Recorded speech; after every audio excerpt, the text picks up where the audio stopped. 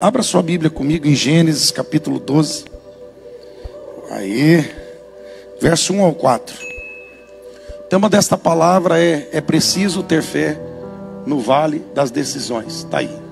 É preciso ter fé nos vales das decisões. Um abraço para o Caleb, ele fez essa arte em meia hora. Ou menos. Para ficar pronto para o culto. Muito grato, você é um tesouro de Deus, Caleb. Então o Senhor disse a Abraão: saia da sua terra, do meio dos seus parentes e da casa de seu pai, e vá para a terra que eu lhe mostrarei. Farei de você um grande povo e o abençoarei. Tornarei famoso o seu nome. Tem uma versão que diz: engrandecerei o seu nome. E você será uma bênção.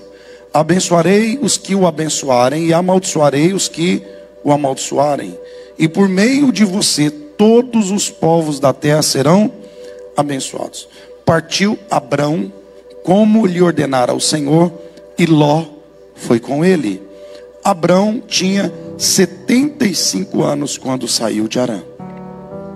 Queridos, esse texto que nós acabamos de ler nos fala de um Deus que se revela para Abrão, não Abraão, Abrão. Esse não é o Abraão, o pai da fé. O Abraão, o pai da fé, é o homem pós-processo. É o homem aprovado, é o homem forjado na fé. Mas esse é o Abrão, que não conhece ainda bem Deus. Um Deus que se revela a ele, que se revela a você, que se revela a mim, e nos convida a andar pela fé. Isso não é fácil. Principalmente quando Deus se apresenta para você e você já tem 75 anos. Você já não tem as juntas de um jovem. Já não tem a energia de um jovem. E muitas vezes você fala: eu estou tão estabelecido aqui.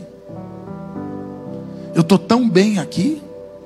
Como que eu vou me levantar daqui para um lugar que eu ainda vou conhecer? Olha, andar pela fé não é fácil. Por quê? Porque tira você da zona de conforto. Tira você do lugar de segurança. E tira você também da sua zona de apoio, aonde você tem uma rede de apoio. Deus fala com Abrão. E Deus fala para ele: sai e vai para um lugar que eu ainda te mostrarei. Nota, Deus não deu nem o destino final para ele. Deus só falou para ele ir. E isso que é a nossa jornada com Deus. A nossa jornada com Deus, nós temos que entender que o caminho vai se abrindo conforme você vai pisando. Como eu disse no culto anterior, fé é você colocar o pé onde não tem nada e aparecer o chão. Deus convida você primeiro a colocar o pé, e isso é muito difícil. Colocar o pé numa estrada que você não conhece, que você não palmilhou ainda. Pastor, eu não sou peregrino, eu estou fixo em Porto Velho. Não, você é peregrino. Todos nós estamos peregrinando. Nenhum de nós somos deste mundo. Talvez você não é um peregrino como Abraão, que Deus chamou para ir para longe. Talvez você não está mudando de estado, de cidade. Talvez o seu chamado não é para sair daqui de Porto Velho. Mas mesmo assim você está peregrinando. E sabe qual que é a maior dificuldade de ser peregrino? É você lidar com um terreno que você nunca pisou. É você ir para uma região onde você não domina, porque mexe com o teu senso de segurança. E nós não queremos sair de um lugar que a gente não controla. Ninguém gosta de pegar uma estrada sem saber destino. Para onde nós vamos? Nós vamos. A não ser que você seja um aventureiro muito legal, e você está de férias assim, vamos rodar o mundo. Mas viver desse jeito, tendo conta para pagar, tendo filho, a gente quer andar em segurança. E Deus fala para você: sai da tua terra, onde você conhece, onde você pisa, do meio de seus parentes que te ajudam, até te atrapalha também. Era para rir. E vai para um lugar que eu ainda vou te mostrar. Então Deus só está falando assim: start, vamos. E aí que a gente tem que entender que o maior desafio de andar pela fé não é nem você saber sair sem saber para onde vai. É o próprio trajeto. Porque cada passo que você der é inédito e desafiador. E o que é o mais importante? É aonde você vai chegar ou o que Deus quer construir nessa jornada. Você que está aqui, você fala: pastor, eu estou aqui em Porto Velho há 30 anos, tá? Mas a nossa peregrinação é uma peregrinação diária, aonde você vai sempre pisar no chão que você não pisou ontem. Por exemplo, talvez você está enfrentando uma doença que você nunca enfrentou. Isso é um chão que você não pisou. Talvez você está enfrentando um desemprego que você nunca enfrentou. Isso é um chão que você nunca pisou. Logo, isso é peregrinar pela terra. E você andar com Deus é andar em desafios inéditos. Mas pastor, Deus chamou para andar com Ele. Depois que eu fui andar com Jesus, parece que as coisas pioraram. Parece que está mais difícil. E nós começamos a ter desafios de fé. E isso vai esticando a gente. E o que Deus quer construir com as crises, com as lutas, com as dores, com os terrenos áridos, pedregosos, íngremes? Ele quer construir, não é a chegada, é o relacionamento no trajeto. Porque Deus quer fazer você aprender a confiar nele. Por isso que Ele não dá final. Ele não fala para você: ó, vai ser daqui 10 anos em tal lugar, é a zona de chegada. Por isso que Deus nem dá, às vezes, nem detalhe. Deus só fala assim: ó, vou te fazer um governador. Você sonha, vou ser um governador. Ainda conta para os irmãos. Se ele nem sabe que os irmãos fazem parte do propósito, vai ser quem vai vender José para o Egito. Se Deus falasse para José como ele se tornaria governador, será que ele aceitaria? E sem ele entender que o propósito dele ser governador não é promover ele, é promover a salvação de 3 milhões de pessoas, inclusive do Egito. Porque Deus não promove o indivíduo, Deus promove o coletivo. Deus não promove a pessoa, o singular, Deus promove o propósito, o plural. Então Deus não está promovendo José, Ele está promovendo um propósito. Tudo que nós vamos passar não tem a ver conosco, tem a ver com abençoar uma multidão, em ser bendita todas as famílias da terra. Sabe quem que Deus promove? Quem Deus promove? Quem tem o coração plural dele.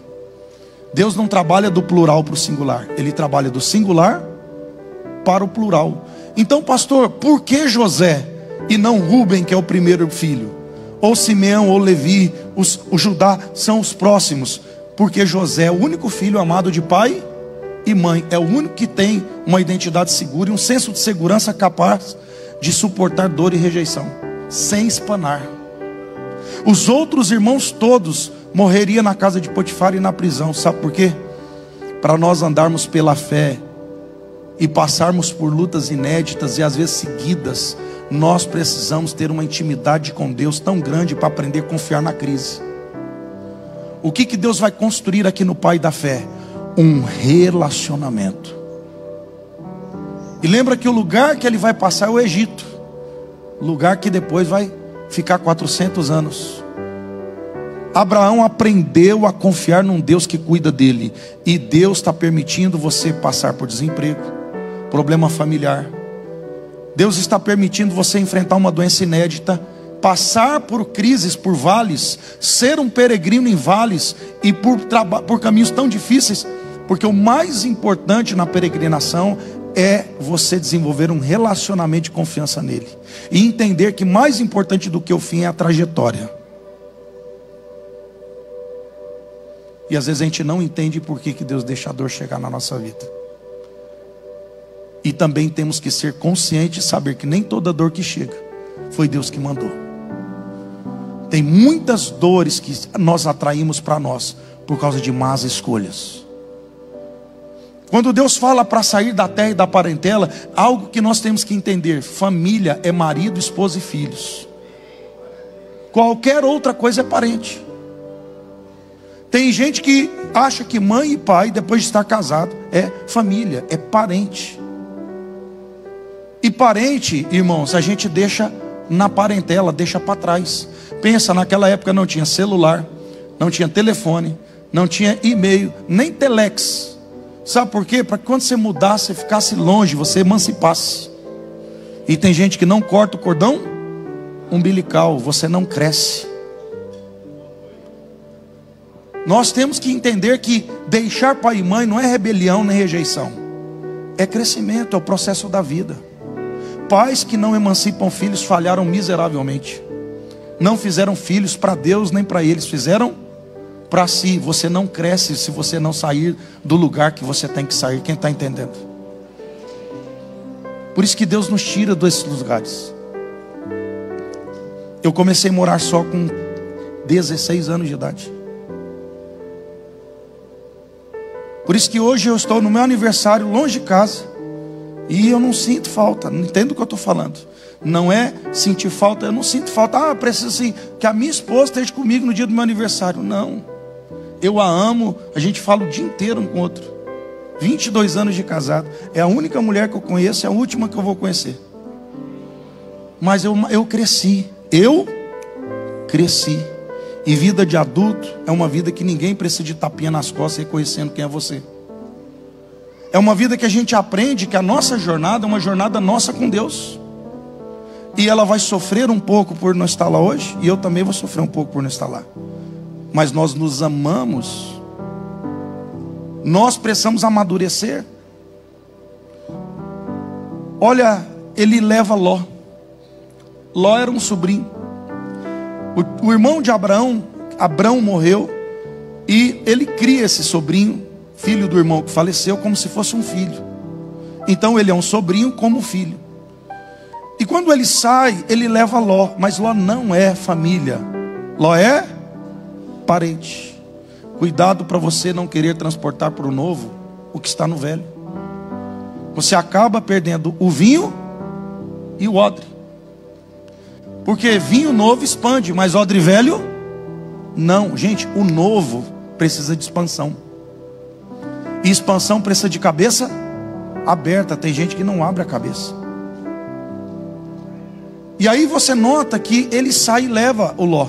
E o que acontece? Todo mundo que anda por fé e por obediência prospera. Por isso que a Bíblia diz que as bênçãos vão correr atrás de você e vão te alcançar. Porque as bênçãos correm atrás dos obedientes. Bênção é uma coisa que você nem precisa correr atrás quando você é obediente. Pastor, então o que eu estou fazendo aqui? Você está praticando a lei da perseverança. Batei. Então a lei da perseverança acelera a resposta, mas ela não muda decreto, a não ser que haja quebrantamento. Então agora Ló prospera tanto porque ele está junto com Abraão. E agora o rebanho de Abraão é tão grande, o de Ló é tão grande, que os dois entram em conflito, porque não tem pasto para os dois. Os pastores de Ló brigam com os pastores de Abraão, e a conversa sobe para o nível de cima. Projeta Gênesis capítulo 13, a partir do verso de número 8 e 9. Então Abraão disse a Ló: não haja desavença entre mim e você, ou entre os seus pastores e os meus, afinal somos irmãos. E o irmãos aqui não é literal. Aí está a terra inteira diante de você. Vamos nos separar. Se você for para a esquerda, eu irei para a direita. Se você for para a direita, eu irei. Gente, isso aqui eles estão brigados? Eles estão brigando? Não. Eles entenderam que não dá para caminhar junto. Eles precisariam passar por isso? Abraão precisaria passar por isso? Não precisaria. Tem coisas que você passa porque você não presta atenção. Aí olha o que ele diz: olhou então Ló e viu todo o vale do Jordão, todo ele bem irrigado até Zoar, era como o jardim do Senhor, como a terra do Egito. Isto se deu antes do Senhor destruir Sodoma e Gomorra. 11. Ló escolheu todo o vale do Jordão e partiu em direção ao leste. Assim os dois se separaram. Note claramente, o tio Abraão é um tio pai, é mais velho. A promessa é para o tio, a bênção é do tio. Ló é sobrinho, é mais novo. Quem escolhe primeiro? Quem escolhe primeiro? Ló, ele é desonroso, ele é ganancioso, ele tem usura. Você notou que aquilo que é a essência não bate. Você está entendendo por que Deus tem que tirar algumas pessoas da tua vida? Porque a essência que Deus quer em você não bate com a do outro. Qual é a terra que Ló escolhe? Ele escolhe por por espiritualidade, por uma direção divina.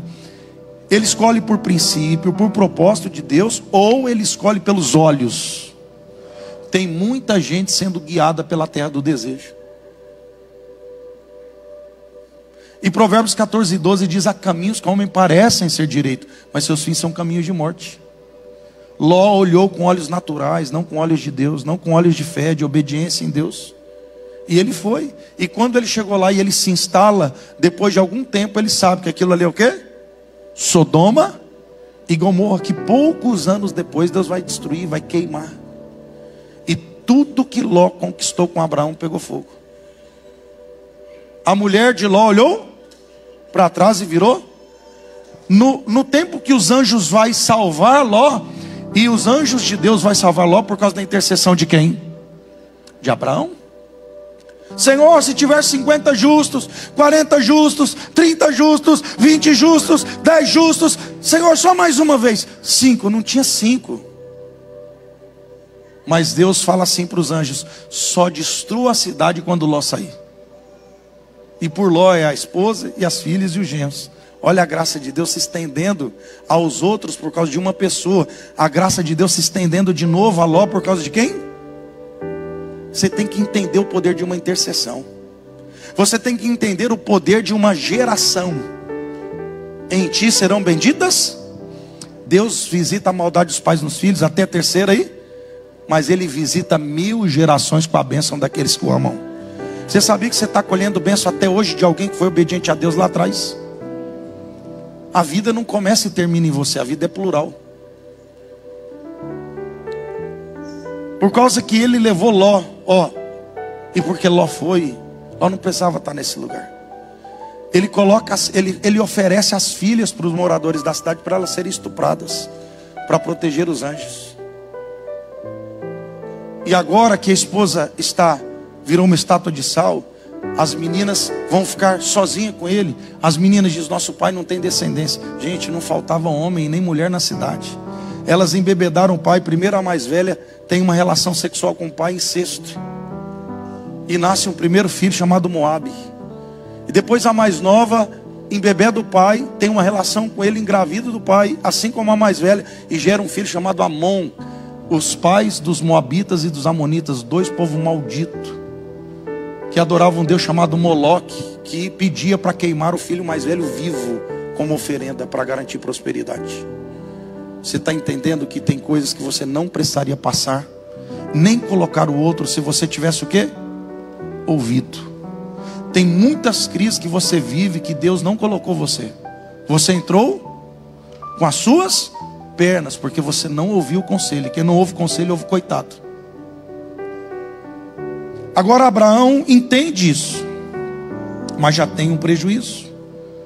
Queridos, Deus está nos direcionando o tempo todo como peregrinos. Você pode dizer assim: pastor, Deus não fala comigo. Fala, gente.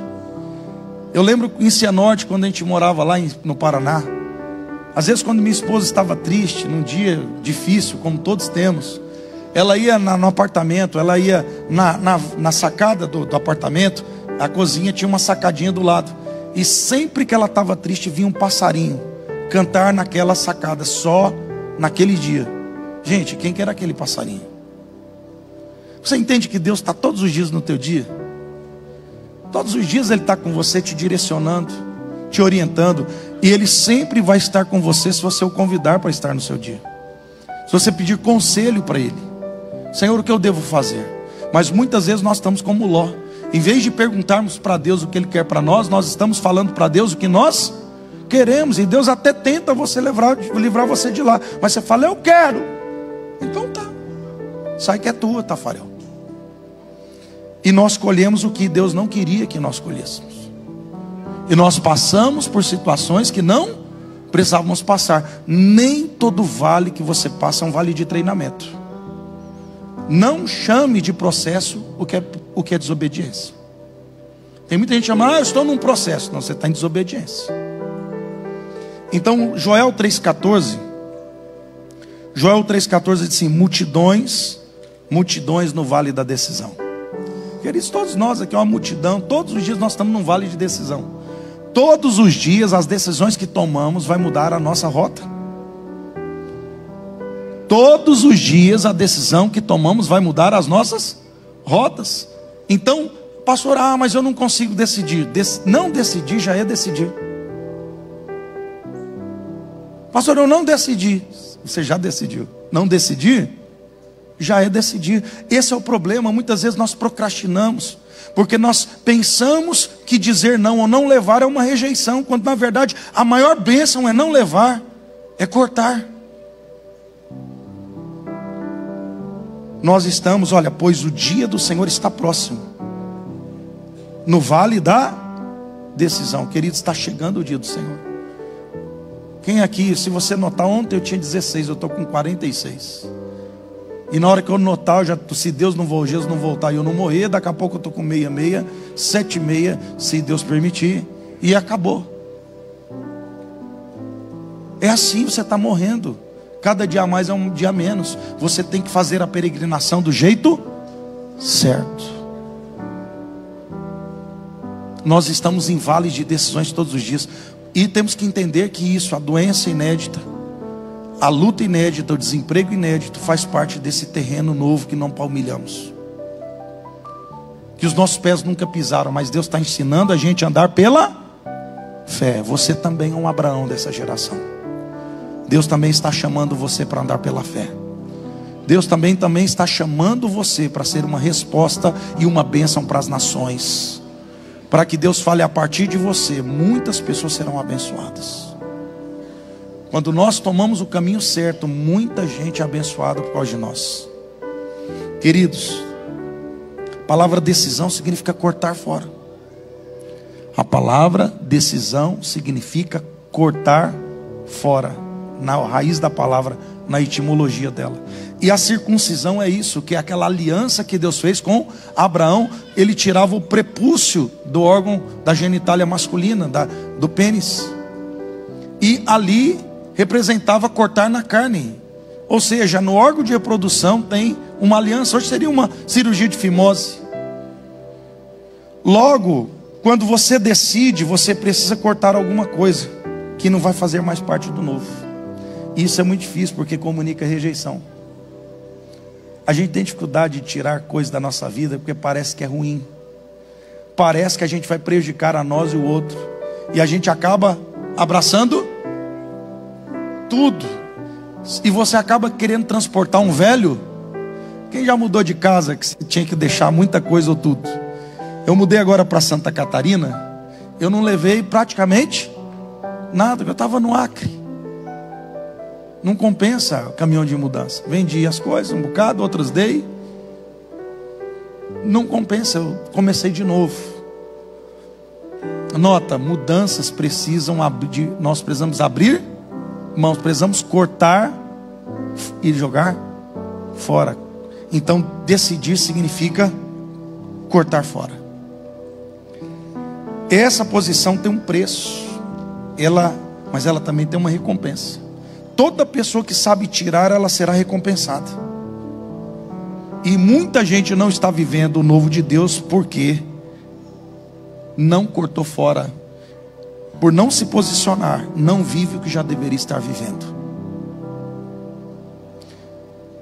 Quando Deus fala conosco, e Ele fala diariamente, a primeira vez que Ele fala com você é uma direção.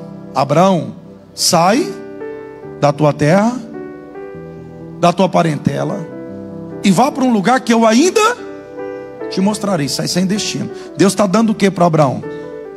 O que é que Deus está dando para Abraão? Uma direção clara com linha de chegada? Não, uma direção, vai. Deus não conta todo o plano.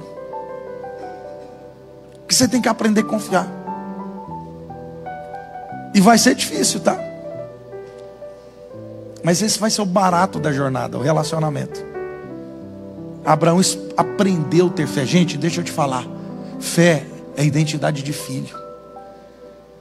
E se nós, sendo maus, sabemos dar boas coisas ao filho e à filha, a gente é capaz de tirar a vida, dar a vida pelos filhos. E nós, sendo maus, sabemos fazer isso. Imagine Deus. Então Deus quer que você aprenda a confiar nele e lançar sobre ele toda a sua ansiedade. E isso vai ser na jornada. Jornada de dor, de perdas, mas também de conquistas, de alegria. de provisão, acabou. Vem a água, tem o pão, tem a codorniz, o calçado cresce, a roupa cresce. Deus vai gerando em você um senso de segurança. Em quem? No território? Na família? Nele. Aí a gente deixa de ser dependente emocional. A gente deixa de ser dependente de dinheiro. A não ser não tiver 100 mil na conta de reserva, a pessoa entra em parafuso, porque já quer tomar tarja preta. Porque não consegue colocar o pé onde não tem o quê? Segurança. E a tua segurança e a minha tem que vir de quem? Do Senhor. Por isso que Deus permite a dor. Sabe por que a gente se aproxima de Deus muitas vezes? Toda dor. A dor chama a gente para Deus. Sabe por quê? Porque enquanto você consegue resolver, você está resolvendo. Então quando Deus fala a primeira vez é uma direção, mas a segunda vez quando Ele fala é uma confirmação. Quando Deus fala a primeira vez é uma direção, quando Ele fala a segunda vez é uma, mas quando Ele fala a terceira vez, a quarta, a quinta, significa que você já deveria estar vivendo o que você está ouvindo. Quando Ele fala a terceira, a quarta e a quinta, significa que você ainda está ouvindo o que você já deveria estar vivendo. Significa que você está atrasado.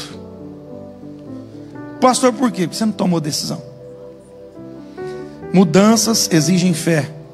Mudanças exigem fé. E fé é movimento. Fé é... Não existe fé parada. A não ser que o movimento da fé seja ficar parado. Deus fala para você, não lute, não faça nada, não se mexa, eu vou fazer. Aí você fica coçando. Porque tem coisa que você quer resolver, mas Deus quer que você fique. Porque Ele quer mostrar para você que é do jeito dele. Você fica coçando. E aí quando você quer ficar parado, Deus fala o quê? Vai. Aí você fala, Senhor, eu vou morrer, eu não sei nadar, Senhor, eu não consigo. Deus fala, vai, porque Ele quer mostrar para você que você consegue em quem? Nele. Eu tudo posso. E aí eu tudo posso ter e eu tudo posso não ter. Eu sei administrar o ter e o não ter. Porque eu tudo posso nele. Olha o que diz aqui, Salmo 84, 5 e 6.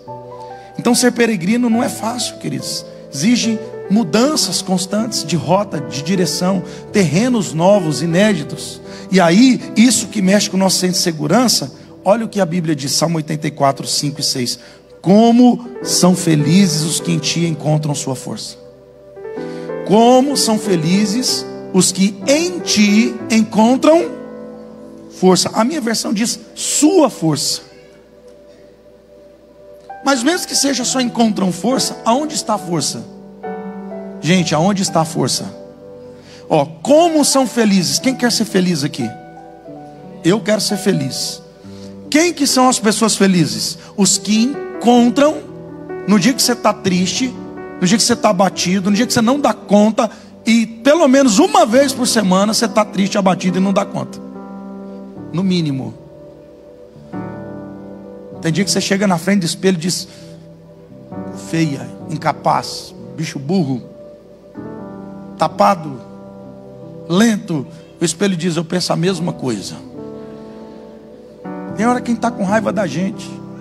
A gente não gosta nem da gente. E aí você está sem força. Bem-aventurado, feliz os que encontram em ti a sua força ou força. Sabe por quê? Porque Deus segura na tua mão e diz, ei filho, vem. Calma, o pai está aqui. O pai está aqui, vem. E os que são peregrinos de coração, ao passarem pelo vale de Baca, fazem dele um lugar de fontes. As chuvas de outono também o enchem de cisternas. O vale, queridos, ele é um lugar muito seco durante a seca. Mas durante o inverno, o lugar mais irrigado, com maior provisão, é o vale. E o vale na Bíblia, ela simboliza lugar de luta, lugar de dificuldades, representa lugares de teste e também um lugar de esperança, renovação e revelação. Então o vale, ele tem dois polos. Ele tem um lugar de luta, de teste, de decisão. Joel 3, vales da decisão. Mas ele também é um lugar de esperança, renovo e de experiências. Olha onde Deus se encontrou com o Jacó, que virou Israel. Aonde foi? Vale do Jaboque. As guerras nos vales se encontravam nos vales. Jezreel, vale de sangue. Nota, o vale é um lugar difícil. Mas Baca era o quê? Quando você estava indo numa peregrinação para Jerusalém, você já vinha muito cansado. De repente você chegava num vale, você chegava, por isso que é chamado de Baca, campo de lágrima e choro. Porque você já chegava o que lá? Você já chegava nas últimas. Eu não aguento mais. Aí de repente você... oásis. Uau, tem água, tem fruteira. Aí você, o que acontece no vale? Você morre ou você renova? Ainda que eu ande pelo vale da sombra da morte. Você entende que chegar no destino também tem vale? E são os vales das decisões que vão fazer você chegar numa terra que emana leite e mel. Deus sempre te coloca nos vales. E aí eu preciso entender que no vale eu tenho que tomar uma decisão. E decisão significa cortar fora. Se você não cortar fora o que você tem que cortar, você não chega no novo. Você não pode transportar para o novo o velho. Eu preciso cortar o que não vai fazer mais parte do novo na minha vida. E hoje Deus te convida a tomar uma decisão de andar pela fé. Se você está sofrendo, confie em Deus de todo o seu coração e não te estribe no teu próprio entendimento. Pastor, é uma doença incurável. Fica tranquilo, Deus é o Deus do impossível. O que tem de novo? Se fosse possível, você nem estava aqui. Você entendeu agora por que Deus permite dores inéditas, terrenos tão áridos, lugares de tanto choro? Porque é lá que Ele vai encontrar com você. E é o lugar que Ele vai te salvar para sempre. Porque tem um lugar pior do que a dor, que é o inferno.